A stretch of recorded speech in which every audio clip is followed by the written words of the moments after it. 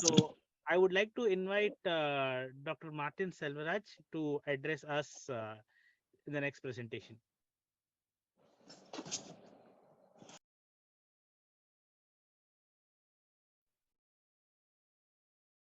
I'm sorry to interrupt. Is Ms. Tulsi there? Tulsi Malapuran? Yes, Shantipriya, I'm here. Yes. I would just get. Please stay connected, Tulsi. Sure, ma'am. Yeah. Okay. Thank you. Yes, Mr. Martin, Yes. please continue. Yes. Welcome, Dr. Martin. I pass it over to Vaidi.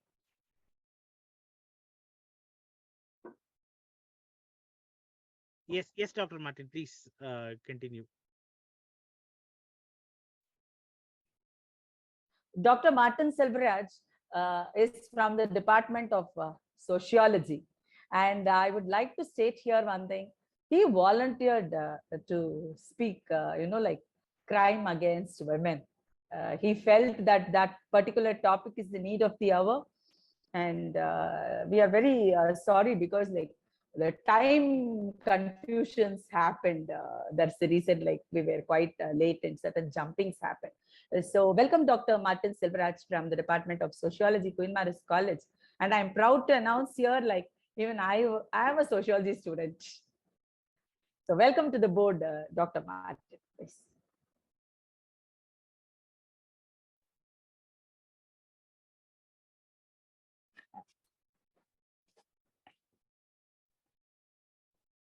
Doctor, are you audible?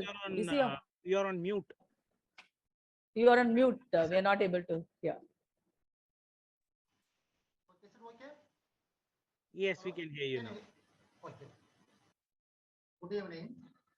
On behalf of the Department of Sociology, I welcome you all. In this session, I am going to talk about crime against women. There are a lot of changes occurring in the society over several decades due to industrialization, modernization, and globalization. In spite of this, the status of women has not improved significantly. India is a male-dominant society. Biologically as well as socially, men are dominant than women.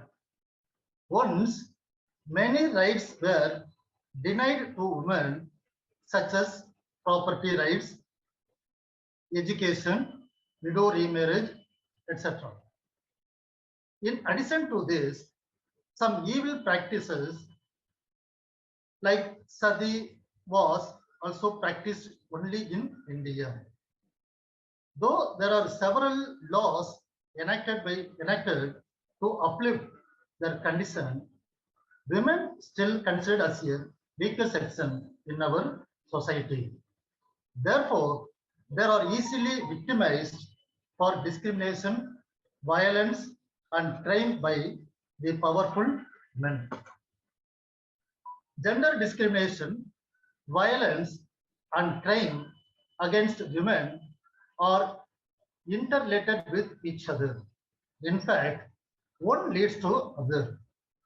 Though literally crime and violence are different, the difference is very narrow.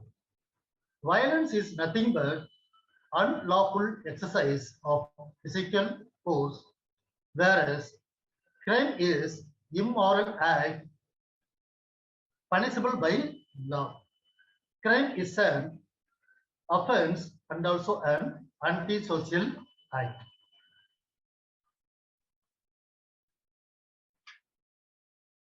As far as gender discrimination is concerned, it is quite common in our society. Our society treats male and female differently. In many families, parents showing the partiality between male and female. Political parties also provide insufficient seats for women candidates to conduct in election.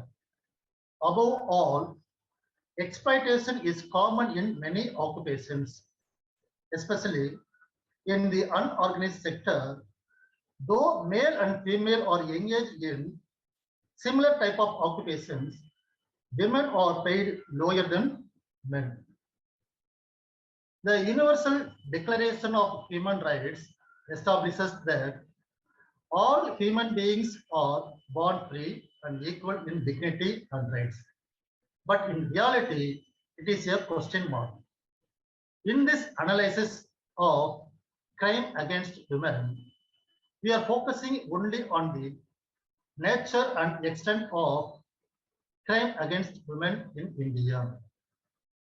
Under Indian Penal Code, crimes against women include rape, kidnapping and abduction, homicide for dowry, torture, molestation, harassment, and also the importation of girls.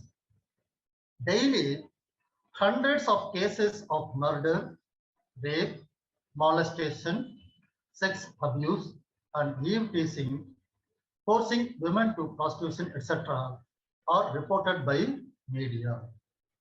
As per the data published by the National Crime Records Group, a total of 4,05,326 cases of crime against women were registered across the country during the year 2019. India is the fourth most dangerous place in the world for women to live. According to statistics, nearly 10 million female fetuses have been aborted in the country over the past 2 decades.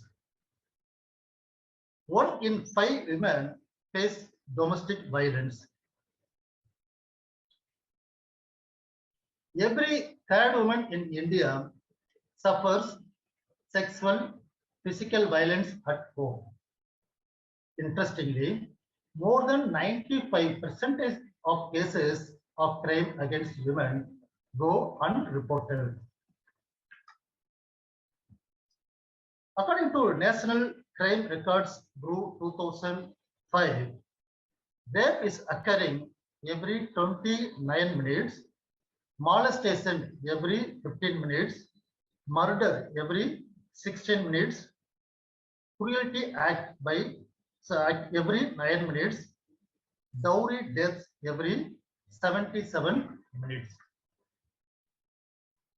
In 2011, India recorded 8,618 dowry deaths, 99,135 torture cases, nearly 1 lakh, 35,565 kidnapping and abduction cases, 24,206 rape cases, 42,968 molestation cases.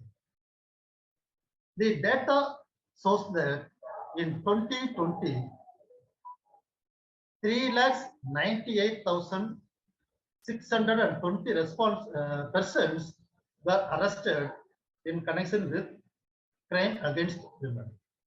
However, only 31,402 were convicted. As far as crime against women is concerned, among the states and union territories, UP occupy first place, followed by West Bengal, Maharashtra, and Madhya Pradesh. Causes of crime against women. Influence of alcohol by men strongly associated with poor mental health of women. Alcohol has constantly emerged as a risk marker for partner violence. Many people commit rape by the influence of alcohol. Illiteracy, low-level education, women with no income have been risk factor for domestic violence. Every yearly marriage with or without the consent of girls, custom of dowry, poor quality of education, high competition, corruption are the common stresses of the youth. Decline of moral and religious values, masculine behavior, no fear of law, loopholes in the judiciary and law enforcement machinery, police delays and inability to catch the criminals, lack of conviction of culprit. Women have no social knowledge and experience. They lack analytical skill in dealing with the problem, and they are not sensible to dealing with things. Above all, lack of family and financial support, compromise for the sake of children are the main reason which stop the women from raising voice against violence. Laws to protect women against crime. The Indian Penal Code 1816 to Sexual Harassment of Women at Workplace Act 2013. Third was the Protection of Women from Domestic Violence Act 2006, Dowry Prohibition Act 1961, the Indecent Representation of Women Act 1986, the Immoral Traffic Prevention Act 1956, the Commission of Sati Prevention Act 1961, the POCSO Protection of Children from Sexual Offences Act 2012. Last, the central government implemented one-stop center scheme with effect from 1st April 2015. The one-stop center is an integrated service provided to women who are affected by violence or in distress.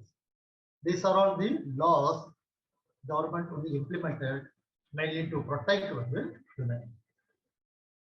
Suggestion to improve women-related law. First, fast-track courts.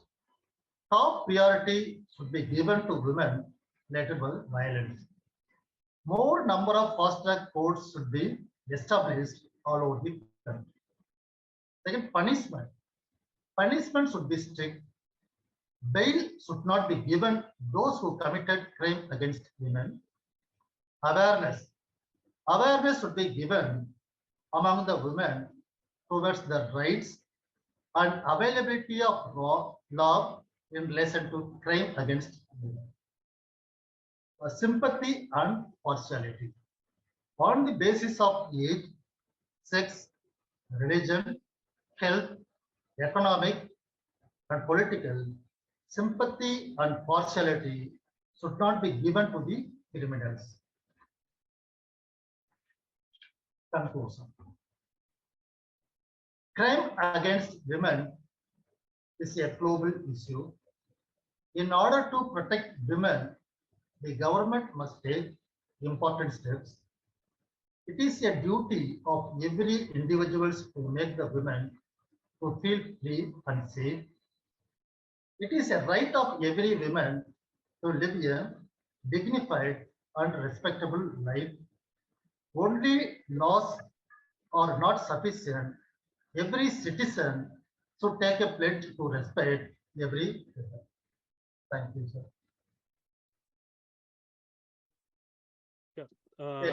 Any questions?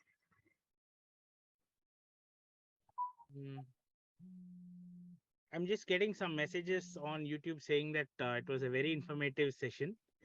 So I think I will have to definitely agree to that. It was a very, very informative session. And I think you put a lot of pertinent points in terms of how the situation needs to be today and some of the key things that we should really work towards to make this society a much better place to be. So thanks a lot, Dr. Martin, for your time today to be part of Acharya 2022.